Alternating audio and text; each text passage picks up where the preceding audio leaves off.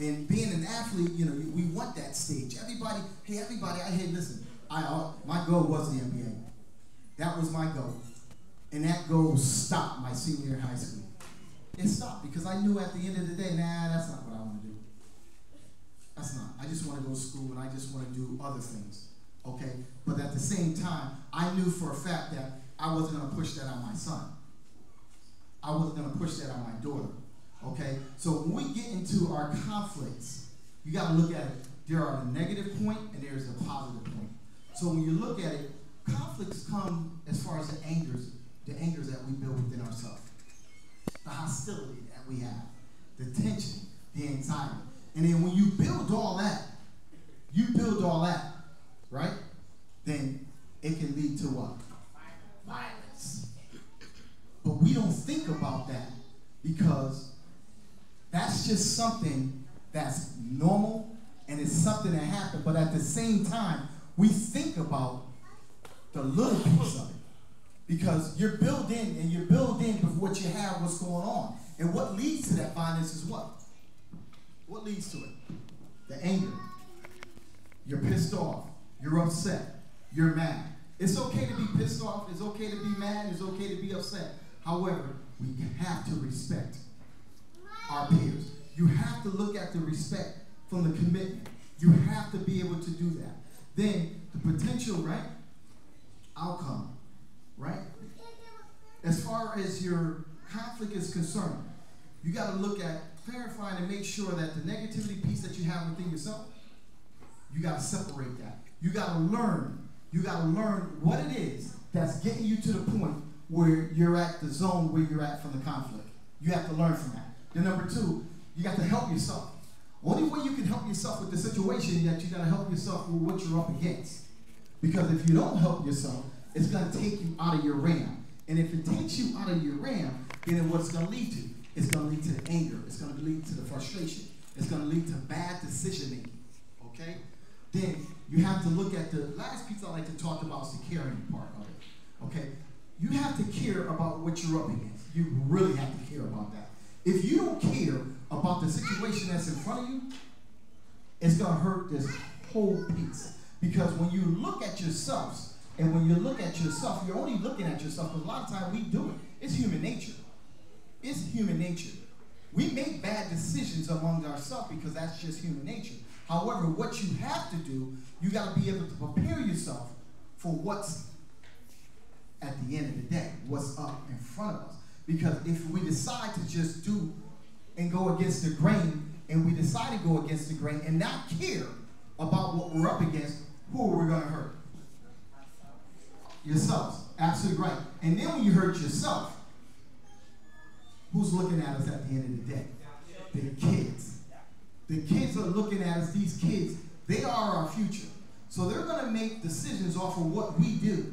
And if we don't care enough to respect them, it's going to lead to something more positive, negative than anything. And at the end of the day, it's going to reflect you. And I'm going to get deeper in that later as well. So when you look at the positive piece, you got to also look at it from the negative too. The phenomenon is the whole piece that you got to understand, that you got to understand what you're up against. You got to respect your peers. I don't care how you look at it. You have to respect your peers. I can have an issue, okay? I can have an issue with this young man, okay? And my issue with him has nothing to do with anyone else in this room. But if I am umpiring that game and I have an issue with that young man, who am I going to take it out on? His son. Because he's not playing. He's not playing. I'm going to take it out on his son. So when that happens, okay, because these things happen, but when that happens, what are you going to do? This here is the opportunity for you to just learn some things that you already know. But it's just giving you the first-hand experience of what could happen if you don't correct some things within yourself. As far as managing the conflict in a dysfunctional way is to learn the behavior. And your behavior can be changed if you allow it to change. We all have behaviors. We all react. we all go against the grain. If a call is made, it's okay to agree to disagree, but it's not okay to shout it out where it's going to be hurtful. It's going to be disrespectful. It's going to affect who? Again, the kids. Look, I want everybody, look to your left. Look to your right. Look around you. What do you see? Say it again. Kids and people, but kids. So when you see these kids, and when these kids see, they watch everything that we do. They watch everything that we do. So we have to make sure what we do is in a betterment for these kids. They talk about the roadblock to resolve conflict. Okay, when you're clashing with your personal styles, okay, you got to understand this. Again, it's not about you. It's not. No disrespect to no one, but it's not. Name calling. Keep it to yourself. Because the kids are paying attention. And before you know it, if you are calling names, guess what? The kids are going to call names too. And then you're going to go back and get that child in the car, and you're going to chastise that child because he or she called the umpire, a coach, a player, an adult, a name. And guess what? It started with you. So you can't do that. Okay? Insult, don't do it. Threatening, don't do it. Okay? Please don't. It says 93%, okay, 93% of the meaning of a message come from nonverbal resources. What's the key piece? Our body language speaks for itself. And as parents, we know all we got to do is give them a look. And when we give them that look, these kids automatically know, right? So when you throw the look into play, then you have to look at it from what? You got to look at it from the tone. So if the tone comes in, and if you're speaking in a loud way, what is a kid going to do? They're not going to respect that. They're not going to understand that. And if the coach does it the same way. So these coaches, the same thing. It goes the same way, coaches. Okay? It's a different era. It's not when you guys were playing. Okay? Umpires, it's not when you guys were playing as well. Parents, it's not when you guys were playing. It's a different era. These kids nowadays, whoa, we gotta pipe it down. We gotta respect them and understand where they're coming from because they're not from our era. So you got to understand, you gotta make sure when something happens, you got to be able to prepare yourself for that, okay? Because at the end of the day, we got issues ourselves. And if we got those issues, and if we don't deal with those issues within ourselves, then those issues are gonna come to the playing field. They talk about your role models. Okay? And they talk about role models in a way that, you know, you want to pick and choose your role model. Okay? Well, guess what? Role models are us, parents. We are our kids' role model. If you are trying to look for someone else, an athlete or a professional person, to be a role model for our children, no, that's not going to cut it. The role models are really going to come from us because our kids look at everything that we do. Our kids really support everything that we do. And if we're not going to do it in a positive way, it's going to affect our children. Okay, so it's very important that we understand that whatever it is that you're doing within yourself, you have to make sure that we're doing it in the betterment of our kids because at the end of the day, you're responsible for yourself, your household, your family, your job, okay? And the most important, your family as a whole. Because our kids are watching us. And if we're acting out, they're going to act out. If we're going to disrespect and curse, they are going to disrespect and curse. So we got to make sure what you're up against. And I'm telling you guys, and I'm telling you this because I'm telling you this from not only a parent perspective, I'm a coach. I'm a coach. I've been coaching for a total of 28 years. 28 years. I'm a coach. And I did it. I coach on a varsity level. and I have to watch my freshman team play. I have to watch my JV team play. And I'm sitting down a bench, and a call was made. A call was made by an official. I totally disagree with it. And I just blurted out, "Are you kidding me? You got to be kidding me. How could you make that call?" Now I'm a coach. Okay, I'm human. Okay, so I want you to understand, you're going to be human. Those things are going to happen. Okay? The play was over. He came right back down the court, came right by me. I said it again. "Are you kidding me? How could you make that call?" And he said to me, "Coach, if you want to coach your game later, I suggest you remove yourself off the bench." Now, put yourself in my shoes, and you're the head, and you hear that. How you feel? How you feel? Because at the end of the day, me personally, who are you talking to? That was my approach in my head. But I knew I couldn't say that because right behind me were my varsity players. Right in front of me was the JV team that were playing. Everybody else was the parents and everybody else in that building. But at the same time, believe me, I really wanted to say, "Are you kidding me? Who do you think you're talking to?" Okay, so I'm human, you're going to be human. So understand what you're going to be up against when you're up against some things. And that's when I went into, I talked about how do you resolve and understand the conflict. It basically says it's important for you to define clearly your own position and interest in the conflict. It is equally important to understand those in the other party. You have to put yourself, once again, put yourself in the other person's shoes. Put yourself in the other person's shoes, because I had to put myself in his shoes. Even though I may not like it, put yourself in the other person's shoes, then you will get a clear understanding. If I come at you, okay, now I was the umpire, now you're the umpire. And now we're coming down on you. How do you like it?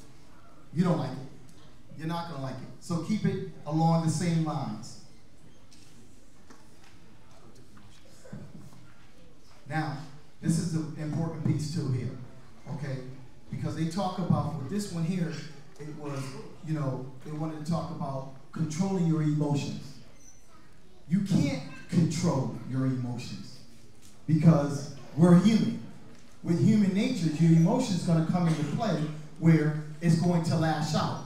But you can manage your emotions.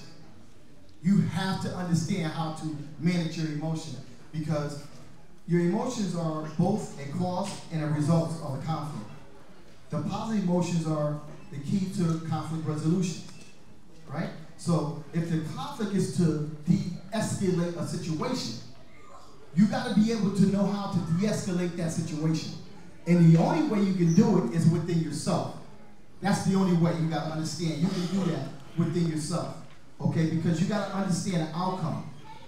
And sometimes your emotion becomes over exaggerated because of the simple fact of our daily life. And I'm going to talk about some things because I'm quite sure it happened. You're going through something in your house. You're going through something in your home, right? And you don't resolve whatever issues you have going on in your home. You don't resolve it. And then you leave out of the house.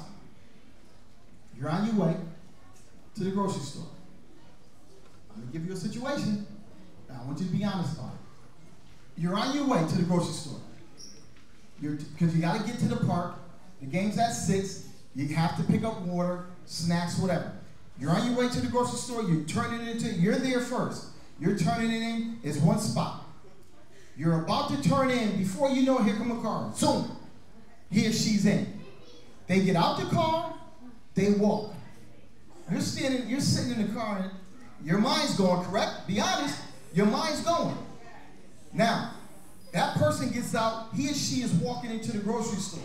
Now, again, remember, you got all these emotions because you didn't solve some things at home. So now, that person goes into the grocery store. He or she's not paying you any mind. But you've been fussing and saying whatever else to yourself or to the individual. Now, question is now, you go into that grocery store, you see that person. Honestly, put your hands up. Are you going to approach him? Put your hands up. Are you going to approach him? Okay, and I'm glad those did not put their hands up because I'm going to talk deeper into it. You didn't approach him, but deep down inside, you have some words for him or her. Right? Deep down, you got words for him or her. Right? So now you have words. Now you get back in your car. What do? You talk to yourself, correct? So now you fussing that person out, correct? So now you fussing that person out, you're mad. You did not resolve the issue with him or her. So now guess what? You're going to the game. Right? Now you're at this game. Now here it goes. Here come the bad calls. Your son or daughter's not playing. You happen to see a parent that you're not too fond with. Somebody's looking at you wrong. Automatic, all this stuff is going into your head. Now you see your child gets tagged hard. Pow! Now it's on. It's on now. So now, no call was made. Your kid is bleeding. He comes or she comes to the bench. A call automatically is made back. What you gonna do? Now tell me if you're gonna react. Now put your hands up and tell me, do you have something to say to the umpire then? Right? You do. Now, that's why I'm trying to get you to understand this, and this is where the emotions come into play. You gotta be able to de-escalate that situation from your emotions, because this is what's gonna lead you to. There's a positive emotion and there's a negative. The positive side, you got to solve that problem. You got to be creative to how you're going to solve that problem as well. Then you got to respect your peers. You got to respect the others. You got to know what you're up against. That's the positive. Then you got to improve, and then you got to know how to go about it. Okay, the negative part of it, and we're getting to the end, the negative part is the judgment. Your judgment is you're going to be your reaction to going after them, correct? Right? And then you're going to have to think about your other party, but you don't care about the other party because the other party didn't care about you. So you got to be prepared to understand, and that goes back to what we talked about as well. How do you go about effectively dealing with your emotion? The acknowledgement part says the emotion, you have to have the emotion within yourself and others. You have to be determined through your sources. You have to manage from a positive standpoint, not a negative standpoint. Because when you manage from a negative standpoint, you're going to mess yourself up. Understand that. Now, we're going to get to the end. There's two things you got to understand. You got to allow yourself to be in a position to know that there's a right and there's a wrong. And you got to be prepared for accepting a right and a wrong. Then you got to emphasize, and then you have to refrain from what you got to do. No wrong or right makes you right to disrespect anyone. Because remember, you say you look to the right, you look to the left, you looked around, it's about these kids, it's not about you. Okay? This piece is very important. Ephesians 4:26 and 27 says, in your anger, do not sin. Do not let the sun go down while you're still angry. And do not give the devil a foothold. Do you understand what that means? No. Number one, what you are not to do. Do not go to bed mad.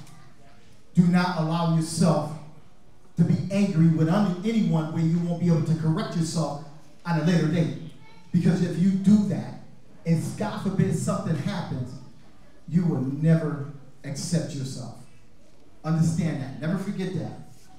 And in closing, it says, it is normal to be angry, but it's what you then do with your anger that matters. And that's the piece that you got to remember in closing. At the end of the day, understand this. It's not about us. It's about these kids. Understand that. God bless and thank you.